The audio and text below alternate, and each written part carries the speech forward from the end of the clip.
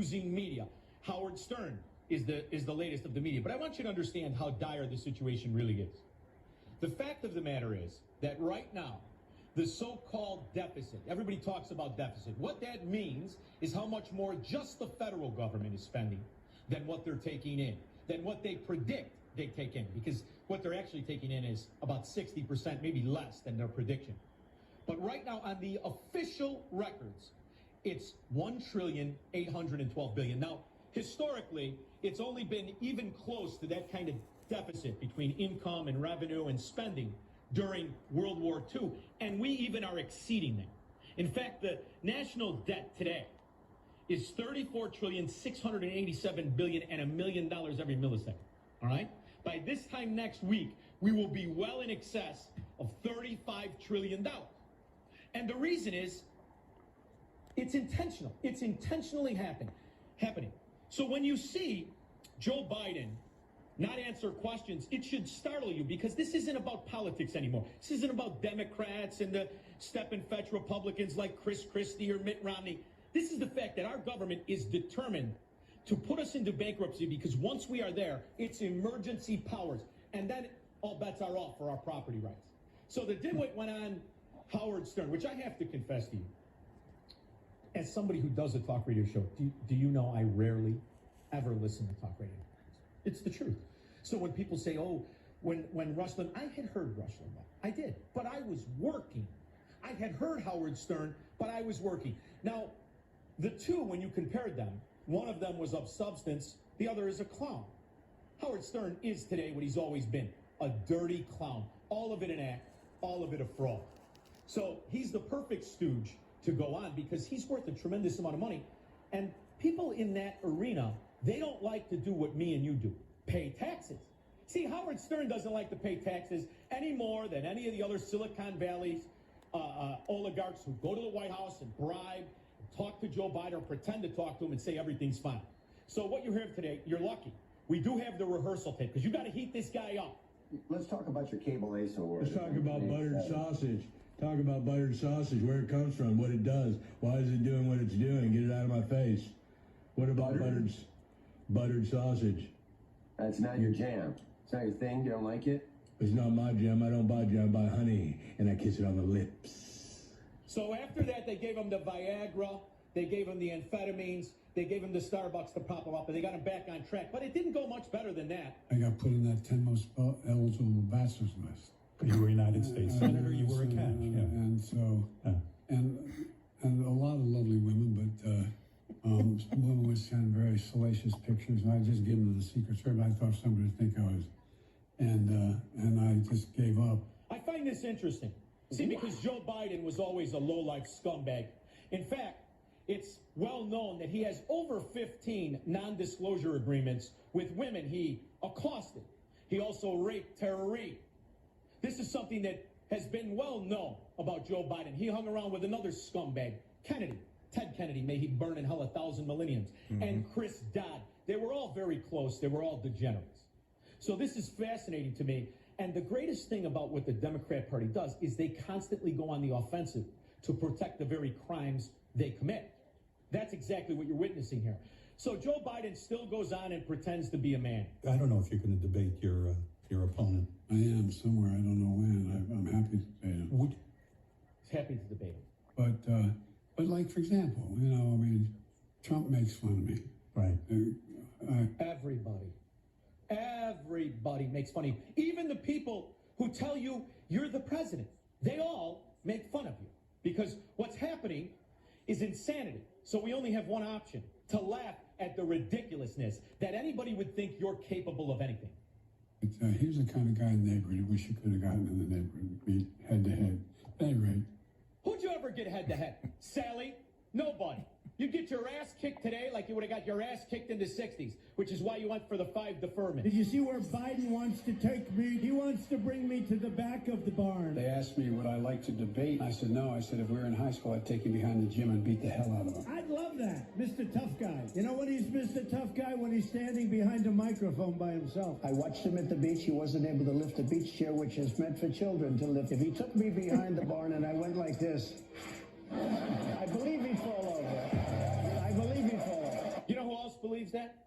Every of the other world leaders, as we are devolving into World War III, everyone else knows that Joe Biden is a fracking punchline. But all he has ever done for 5 decades is lie about every aspect of his life. Did you ever save anyone's life when you were a lifeguard? Was anyone ever drowning? Yeah. You did? Yeah, well, half a dozen times. Usually younger kids, you know, but... You do the thing with the whistle and then jump in the bathing suit and get... What about the hairy legs? Is this in between when you allowed the kids to rub your hairy legs, you freak? You got it. No kidding. Yeah, it was a big pool. There were 7 lifeguard stands. Wow. See, that would define my... I would brag about that everywhere I went. Oh, by the way, I did it up in Lake Ontario, too, when I was in law school. But look... The reason I'm playing this for you is, are you aware he cannot enunciate without that stupid hum?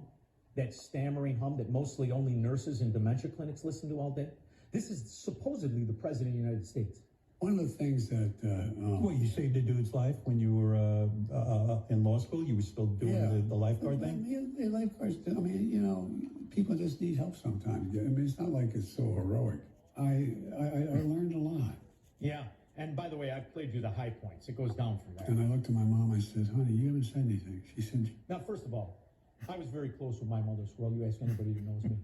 I know 90% of my friends from an Italian neighborhood, everybody's close with their mother. I never had one friend call their mother honey. Never.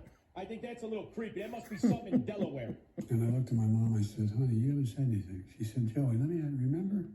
True story. She said, remember when they were desegregating Linfield, the neighborhood? There was, 70 homes built at one, suburbia.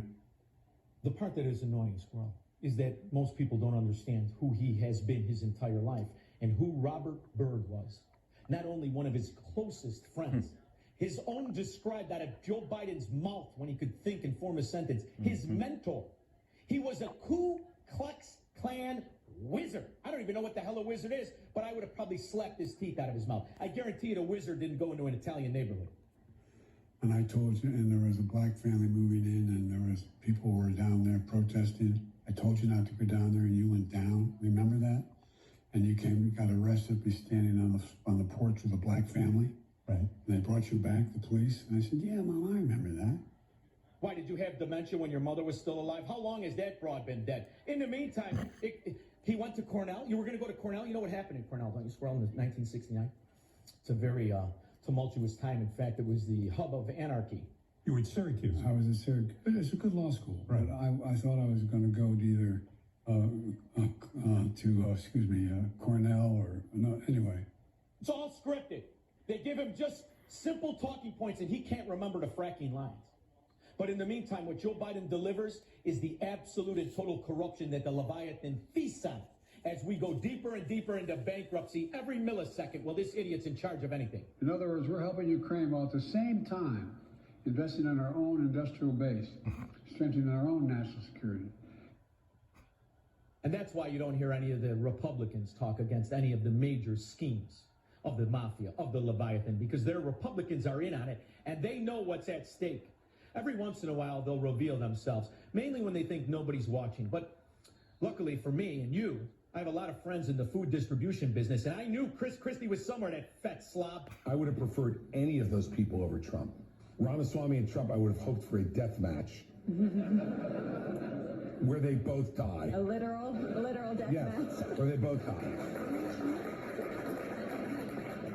Now, establishment Republicans, especially the forest preserve ones in Illinois, they always accuse me of being, you're bombastic, you're violent, you're promoting violence. What's this from this fat slob? And then he goes on to comment on somebody's looks, which is funny, as he turned a love seat into a chair. A criminal trial is a really awful thing to go through. And if you look at Trump physically right now, he looks terrible. Hey, when it comes to that, Chubby, unless you're actually in a circus with those funny mirrors that make you look like a normal man, shut your mouth. In the meantime, Adam Schiff was about today. You know, when you look at the chaos of Democrats, it's truly astonishing that anybody permits them to do anything. And I mean that. Adam Schiff, it's almost hysterical what happened. What is your response to progressives in this state who have questions about your track record on criminal justice reform? I think certainly, like President Biden, in the 90s when I was in the legislature, I took one view of how we should try to solve the criminal justice challenges we face. I would like to think 25 years later, my viewpoint has changed, and I've learned that some of the policies of the 90s didn't work. Schiff says he supports a progressive approach to dealing with criminal justice issues. While this was going on, Car of U.S. Senate candidate Adam Schiff was burglarized in San Francisco. Schiff's car was in a downtown parking garage when his luggage was stolen. Now here you see Adam Schiff in Burlingame. He was speaking at a campaign event. While everyone else was dressed more formally, Schiff was wearing a shirt and vest. The rest of his clothing were inside the stolen luggage. you can smile, you can laugh, you have to pick your spots because this is really quite ironic as they're hoisted by their own petard in so many levels. But the reality is, the underbelly of the Leviathan is right where it needs to be. It's running on all cylinders. The charade of incompetence that the Democrat lipstick salesmen on the pigs their politicians are selling is really to cover up the real problem of what's happening here. And so what do we have coming up? We have May Day coming up, which is a big day for them. But all this could lead all the way to the DNC in Chicago, equidistant from New York, Minneapolis, even L.A. So Chicago is going to be it's almost going to look like 1968. This is a problem for the Dems. It's going to continue, but this lawsuit has no merit. Well, there's a story this morning in the New York Post that says George Soros is paying student radicals who are fueling nationwide explosion of Israel-hating protests. And That got me to thinking. We all thought this when it happened, when we saw the tents. We all thought it was George Soros, because Soros has a hand in not only owning American Democrats, in corrupting our capitalist system into corporatism and normalizing the kind of profiteering that he has implemented in a variety of different countries as he implodes their economy, because it always is back to the economy. There's a reason I always start out with that. This is about normalizing theft worldwide. And it goes back to the other clip of George Soros. Set up a foundation in Ukraine before Ukraine became independent of Russia. And the foundation has been functioning ever since.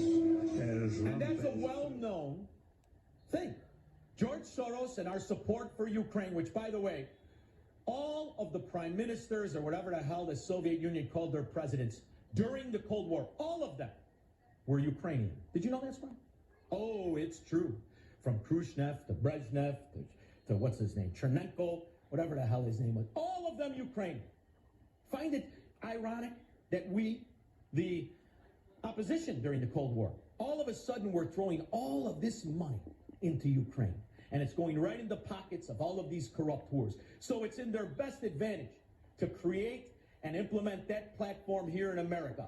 And that's why the same players are supporting the chaos you see on the streets. And by the way, these kids, these parasites and leeches that are pretending to throw our entire society up in turmoil, they're minuscule part of the population, an infinitesimal group of parasites and leeches. The problem is we give them too much attention. in the piece, the Post writes this. All of these protests are being organized by branches of the Soros-funded Students for Justice in Palestine, SJP. And at some, students have clashed with police. We've been trying to figure out who's behind all of this because, Paul, obviously it's coordinated. They all have the same colored tents, the same colored outfits. Somebody's funding all of this.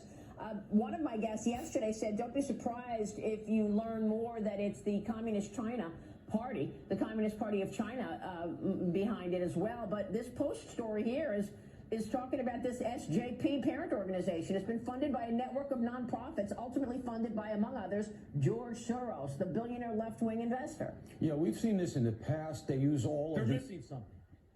He is the billionaire left-wing investor, absolutely. But how did he start out? As a Nazi, a sympathizer, a Nazi, an anti-Zionist, and all the rest of it. But more importantly, a Nazi, like Stefan Bandera, like so many of the leaders of the Soviet Union, sympathizers to the Nazis. Of course, that was after Stalin died. He didn't like the Nazis. These dark money cutouts, the money is funded through subsidiaries so that it's difficult to follow. And that's why last Monday you saw when this all kicked off, these protests occurred simultaneously in cities across the country. This is before they occupied Colombia. But we had all these protests. I was out there, so I was up close on them. These protests look very, very much like Occupy. It's not just students. I've seen the ages of some of the arrestees. They're in their mid-20s. They're well past college age. Wow. And so you see that going on at the same time all over the country. They all have the same tents, the same placards. Yeah. Obviously, there's coordination. Somebody's pulling the strings. Now, that guy talking is Paul Morrow, who was a New York Police Department detective inspector, specializing in exactly what we're witnessing. What I like about New Yorkers is they kind of all sound the same. I would have thought it was this guy. What's your message to Joe Biden? You. Exactly. 312-642-56.